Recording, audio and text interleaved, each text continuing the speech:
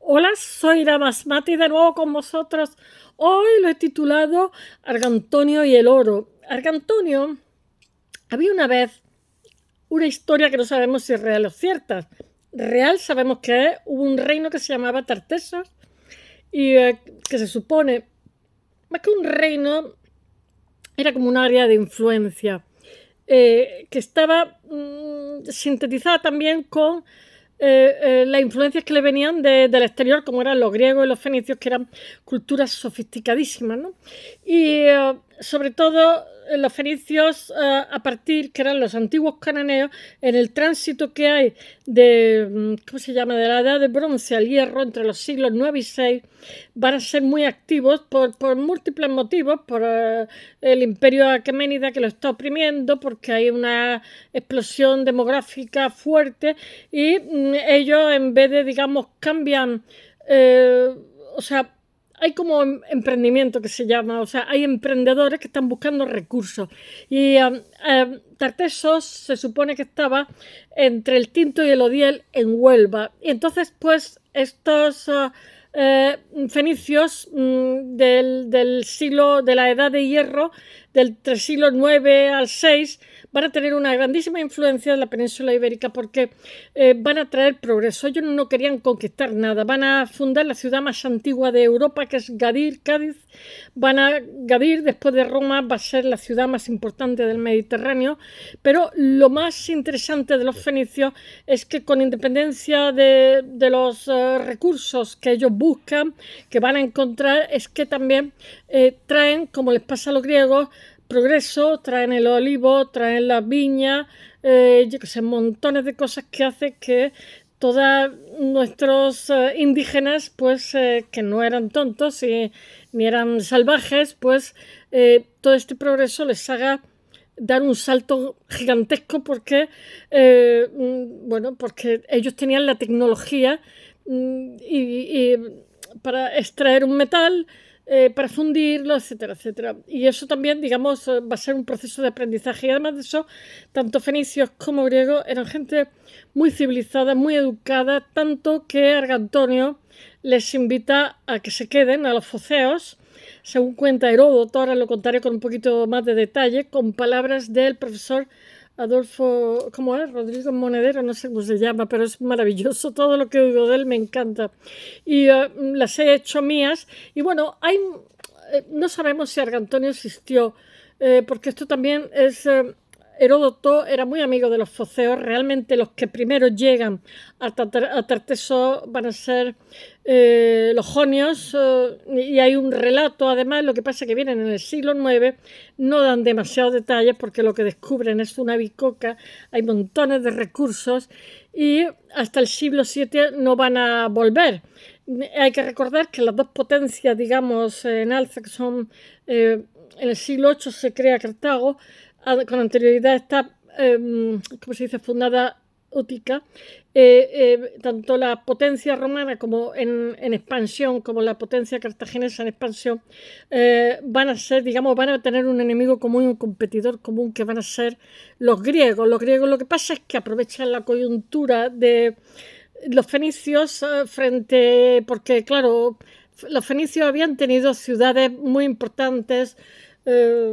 Realmente tampoco son un país como tal, sino también son ciudades-estado, que ni siquiera, lo mismo que las griegas, ante un enemigo común, como fueron el imperio aqueménide, que era el primer imperio, además poderosísimo, se unieron en las guerras médicas.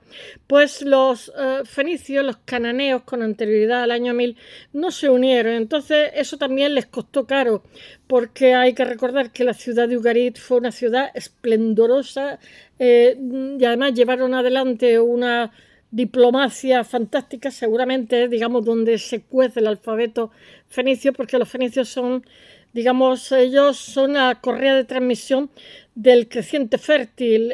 Tener en cuenta que se suponía, yo que sé, la cera perdida, la cal, o sea, montones, todo lo que era la tecnología y el avance provenía de esa zona, y ellos, en su expansión, buscando recursos en el Mediterráneo occidental, van a expandir esa cultura con mayúsculas y además de forma maravillosa, desde los perros los traen todo, o sea, los perros de caza, o sea, ellos eran una sociedad muy desarrollada, pero en estas sociedades cananeas, en estas ciudades-estado, lo que pasa es que los pueblos del mar, me parece que Ugarit la ahogan y después de esa hecatombe no levanta cabeza. Después va a estar Biblos y después va a estar Tiros. Tiros, que ha sido estudiada por una arqueóloga de la Pompeu Fabra, Aumet, ¿cómo es? María Victoria Aumet, no me acuerdo de los nombres, y que murió este año en febrero de 2024 y que nos ha dejado un libro que lo recomiendo porque simplemente que además lo reescribió. Ella llevaba ya toda una vida con un currículum abigarrado de excavaciones, sobre todo pues en Málaga, en todo lo que es la costa mediterránea, Almuñécar, etcétera, y le ofrecieron la posibilidad de la zona noble de Tiro de hacer excavaciones y ella, bueno, no lo dudó un segundo y claro, os ha dejado con una obra que casi es la obra, ¿no? Que ha sido traducida a diferentes idiomas, pero por desgracia ella ha muerto creo que a los 77 años, este año en febrero. Bueno, voy a ver si aquí me estoy dispersando. Argantonio, quiero que sepáis una cosa. Los que generan la historiografía, Heródoto es como si dijéramos el primer historiador. Genera crónicas que, en fin, un poco, algunas veces poco rigurosas, como en el caso de los foceos, de que fueron los primeros, porque los foceos crearon, ¿cómo se llaman? Colonias como, ¿cómo se llaman? Marsella, que después a su vez crearon Emporio, que era Empurias, ¿no? Emporio es mercado. Y a Marsilia lo que pasa es que le están cerca, todo esto es de Foceo. Foceo significa, hoy pertenece a Turquía, Foceo significa foca, la foca monja, que en mi tierra también, Almería, había, pero con tanta pesca y con tantas redes había hasta hace poquito. Pues claro, al no haber focas no se comen las medusas y las medusas nos comen a nosotros a picotazos. Yo soy alérgica a mirar esto que tengo aquí, picotazo de medusa, me hace como quemadura, me pone fatal. Bueno, y al final, pues lo que pasa es que la cadena trófica se rompe y lo que ocurre es que predominan unas especies que al tener los mares más contaminados, el agua más caliente, pues hay más medusas y al no haber focas que se las comen, focas y tortugas sobre todo, tanto focas, monjes que eran de aquí del Mediterráneo, de esta zona, de esta zona de todo el Mediterráneo, y las tortugas que también se quedaban enganchadas en las redes de los pescadores y bueno, morían, como pasa también a los delfines que también casi han desaparecido. Voy a ver si lo cuento, lo que dice el profesor Adolfo Rodríguez Monedero, o Martínez Monedero, no sé cómo se llama.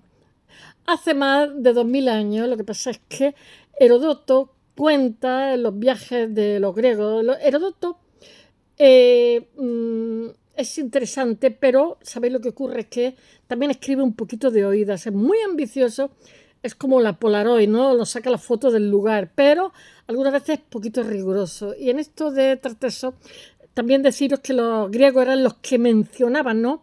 Argantonio es Argenta, ¿no? Y después los faraones, como los conocemos, no se llaman así ninguno. Keops creo que se llama Kuju. O sea, en egipcio los griegos eran los reyes de la cultura, entonces nombraban, y ahí nos hemos quedado con los nombres griegos, pero y además de eso también el Nuevo Testamento estaba en griego, era como la lengua franca, como hoy es el inglés, como en otra época fue el español, en otra época el francés, o sea, como el latín, perdón, según quien predomine culturalmente, esa es la lengua franca. Pero bueno, que no sé por qué decía yo esto. Así por Heródoto, porque algunas veces es poquito riguroso. Él cuenta que hay un rey llamado Argantonio y la arqueología lo que pasa es que refrenda la presencia griega en la zona de Onuba, de Huelva, en la época que posiblemente todos los restos fenicios estén debajo de lo que fue esta ciudad. Aunque cada vez parece más probable que los primeros griegos, lo que pasa es que llegan a la península ibérica en el siglo IX a.C., a finales del siglo IX a.C., e inicios del siglo VIII. Estamos ya en la Edad de Hierro. Su presencia, lo que pasa es que se ve interrumpida desde finales de esta última centuria y no regresan, no sabemos por qué, porque hay tantas cosas que desconocemos lo que es la historia, no regresan hasta bastante después. Hay que esperar hasta la segunda mitad del siglo VII a.C. para empezar a tener una información más concreta, pero ahora se trata de griegos procedentes de Jonia, que era el territorio correspondiente a la costa occidental de la actual Turquía. Turquía lo que pasa es que es un país un poquito esquizofrénico porque la parte de arriba son todos eslavos y la parte de abajo son todos semitas, ¿no? Y las islas próximas que tienen cerca, que están los Samos, etc. Bueno, el primero de estos griegos que visitan la península, en concreto Tartesos, es un armador y comerciante procedente de la isla de Samos, que se llama Coleo. Me hace muchísima gracia el nombre. Coleo había nacido en Halicarnaso y lo que pasa es que vive en el siglo V a.C., el siglo V, que es el siglo clásico de la Grecia clásica, ¿no? La Grecia de Pericles, etc. Y relata en el libro 1 de su historia a los viajes de Coleo y los foceos a Tarteso. Los detalles de su periplo están envueltos en una oscura niebla. Eso lo hacíamos mi padre y yo cuando pescábamos. Venían barcas y decían, ¿lleváis mucho? Y decíamos, no hemos pescado nada en toda la mañana, y llevábamos 2 o 3 sacos hasta arriba de peces, ¿no? Cuando hay algo, una bicoca, si le hubiéramos dicho que sí, se hubieran quedado. Entonces, al no decir que no pescábamos nada, los pescadores son muy mentirosos y los empresarios me parece que también. Bueno, Coleo lo que pasa es que levanta una espesa niebla, como sin duda él mismo quiere, para ocultar a posibles rivales de la empresa que tiene ahí, porque está descubriendo metales, recursos, que eso es muchísimo dinero. Los detalles de un destino que aporta, yo qué sé, unos beneficios, pingües ganancias. O sea que cuanto menos detalles de la historia, pues mejor, más protegida está. Entonces parece que Coleo tiene intención de dirigirse a Egipto en estos momentos. Hay que recordar que los barcos van a vela, o sea, a viento. Si no hay viento, no se mueven, y si el viento va donde quiere, ellos van un poquito también a merced del viento, hay que decirlo. Estamos en 1640, 1630 a.C. y se está convirtiendo en un destino muy activo para el gran número de emprendedores, Egipto, sobre todo los jonios que están enfrente. Según el relato que mantiene Heródoto, lo que pasa es que Coleo se va desviando hacia occidente. Se desvía, él viene a decir que accidentalmente, y acaba recalando en la isla de Platea, que está frente a las costas africanas, en el área donde poco después se funda la colonia de Sirene. Coleo reemprende su viaje para alcanzar Egipto, pero resulta que de nuevo los vientos, los hados, no les son favorables, que dirían los latinos. Los vientos le empujan a occidente, de tal modo que sobrepasa las columnas de Heracles, el estrecho de Gibraltar, y se interna en el océano, llegando a un territorio al que llaman Tarteso. Bueno, aquí ya encontramos ecos de ese deseo de no dar detalles, porque lo que se ha encontrado es muy interesante, la ruta seguida, que atribuye también la persistencia de los vientos a la voluntad divina. O sea, que los dioses tienen un plan para mí, me han mandado a un sitio donde hay plata, entonces pues mejor si no lo cuento. Tampoco hay demasiados detalles acerca... Eso es lo que deja entrever el texto. No hay detalles acerca de lo que Coleo se encuentra en Tarteso, ni de cuál es su cargamento, ni de cómo organiza los intercambios con los habitantes locales, los indígenas, ni tan siquiera se sabe nada de lo que obtiene a cambio de ese trueque. La única información que sí se tiene, o que tenemos, es que la que dice el propio Coleo, la que divulga, que es que se hace con una ganancia pingües extraordinarias, así cuanto menos hable, menos sabrá la gente dónde está, que son como 60 talentos, que equivale a 1.550 kilos de plata. La plata era muy blandita, pero se aliaba. De esta ganancia lo que pasa es que aparta un diezmo, que son 6 talentos, que es con la que se hace construir una gran a Dios rodando con el mazo dando. O sea, hay que dejar parte para Dios para que hace construir un caldero de bronce que está adornado con grifo en su borde y sujeto por 3 colosos que están de rodillas que median entre como 2 codos de altura, algo más de 3 metros. Todo eso de plata, atención. Y hace que la altura total del monumento supere los 5 metros actuales. Esta gran ofrenda lo que pasa es que se sitúa en el principal santuario de lo que es Samos, que está consagrado a Hera. Coleo también informa de que en ese remoto territorio al que llama Tartesos no se encuentra con otros griegos, pero no da mucho más detalle de lo que se encuentra. Tampoco sabemos si este viaje es el primero de una serie de ellos, o aunque hay bastantes motivos para pensar que los samios explotan este nuevo mercado o emporión que dicen ellos, Emporio Armani, como lo llaman los griegos. En la medida, emporio es, ¿cómo se dice? Mercado en griego. En la medida de sus posibilidades, como sugieren algunos hallazgos arqueológicos procedentes del santuario de Hera en Samos, que están datados de este mismo siglo, en el siglo VII a.C. Coleo de Samos es el primer marino griego que llega a Tarteso. Entonces alcanza los dominios de Argantonio que dice que vive, Heródoto que vive 120 años. También Heródoto le echa una fantasía tras cruzar el estrecho de Gibraltar, que son las columnas de Hércules, franqueados por las columnas de Hércules, ¿no? que son los últimos trabajos de Hércules, que se suelen identificar con el peñón de Gibraltar, en España, y el Monte Musa de los marroquíes. Y es probable que el descubrimiento por parte de Coleo y los samios de la ruta a Tarteso no pase desapercibido para otros navegantes jonios. Y hay muchos puntos, incluyendo Egipto, donde todos ellos se pueden relacionar entre sí. Precisamente a comienzos del siglo VI a.C., el faraón Amasis les intenta organizar la presencia de los griegos en su... Claro, era el progreso en su... institucionalizando el emporio de Naucratis, que es como el único lugar donde podían comerciar en el país del Nilo, no podían hacerlo en ningún otro sitio, pero les deja esa ciudad para ello. Entonces, las embarcaciones griegas como las fenicias tienen un ojo, porque yo ahora pienso en el ojo de Turquía, que le han heredado de fenicios y de griegos. Como las fenicias tienen la proa, tienen ojos pintados de colores, que es un talismán protector. Y de cualquier modo, fuese por informaciones recibidas por otras propias exploraciones, acaban siendo otros jonios, en este caso procedente de Focia, quienes que son los que fundan Marsella y y Emporio, Ampurias en España, los que se benefician de mantener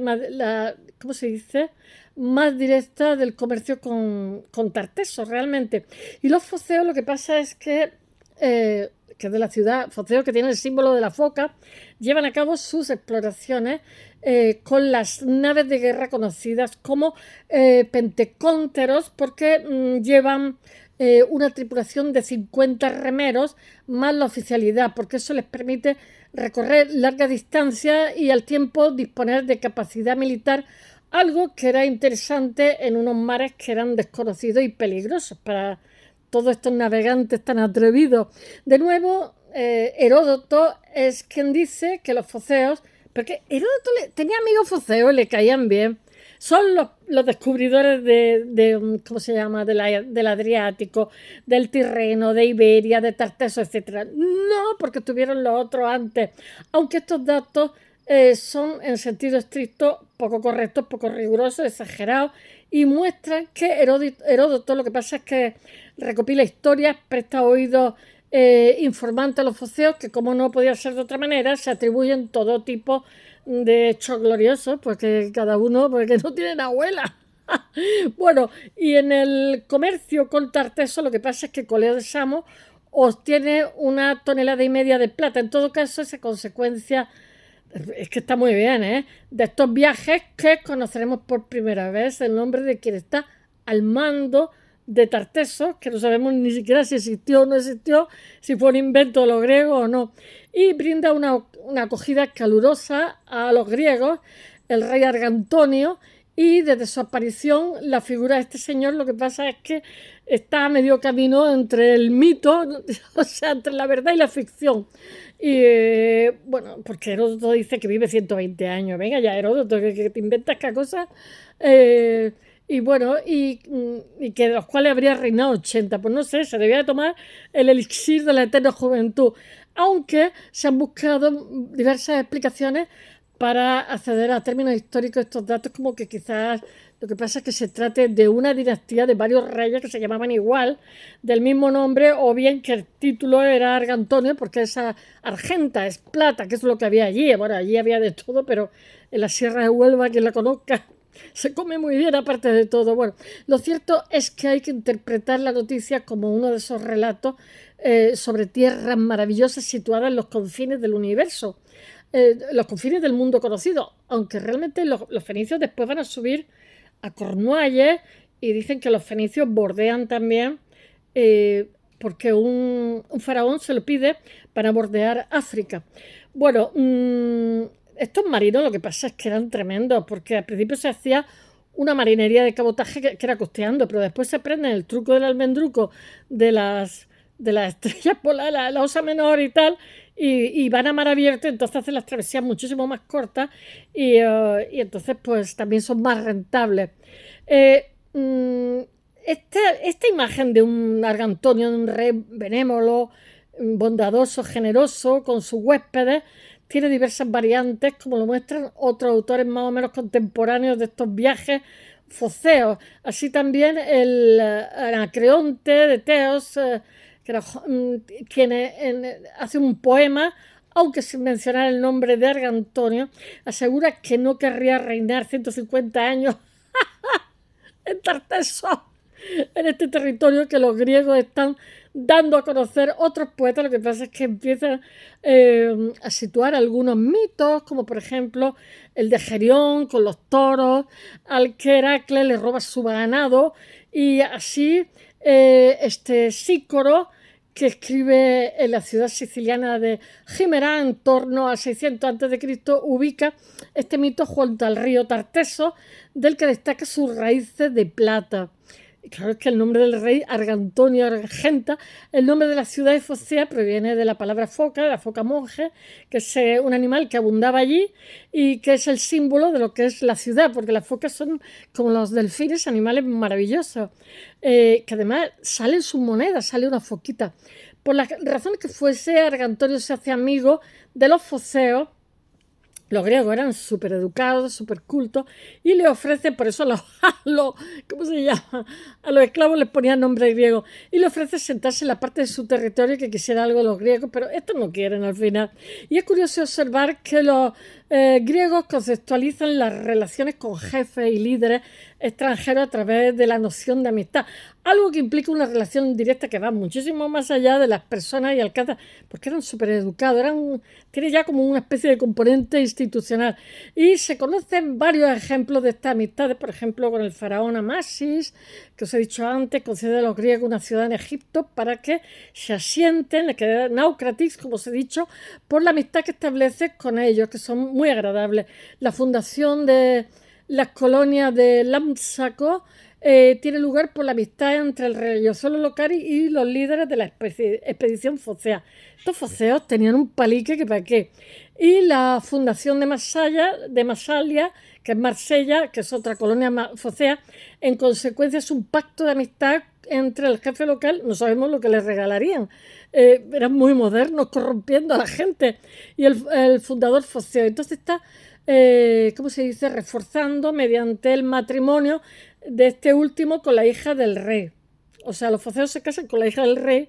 Bueno, se trata de amistades ritualizadas que tratan de personalizar las cosas que son impersonables, como son los negocios, individuos concretos de pactos que benefician a las comunidades a las que pertenecen quienes establecen el acuerdo. Lo que pasa es que estos beneficios no solo son lo verdaderamente importante, porque es lo que permiten las transacciones, que haya confianza entre una parte y otra, amistades entre ambas partes. Entonces las informaciones más antiguas que están referidas a Argantonio y sus contactos con los foceos son tan genéricas como para que no sepamos exactamente en qué parte de la costa atlántica de la península se ubicaron los griegos, tanto Tartesos como la sede de Argantonio. Y según fue pasando el tiempo y borrándose la memoria de estos contactos, pues múltiples autores antiguos lo que pasa es que han elucubrado acerca de lo que es la localización de Tartesos al tiempo. Se supone que estaba entre el Tigris y el Éufrates, pero por ejemplo Extremadura no para de dar restos tartésicos y bueno, y van añadiendo y bueno, es como un área de influencia que corresponde al momento en que su conocimiento aún no ha sido alterado demasiado. Tarteso de Argantonio, yo qué sé, se supone que es el suroeste de la península ibérica, o sea, la zona entre Sevilla y Huelva. Y a partir de los datos que conocemos, parece que la ciudad de Huelva es el lugar atlántico donde la presencia griega está más y mejor atestiguada. Bueno, espero que os haya gustado y hasta mañana. Bye.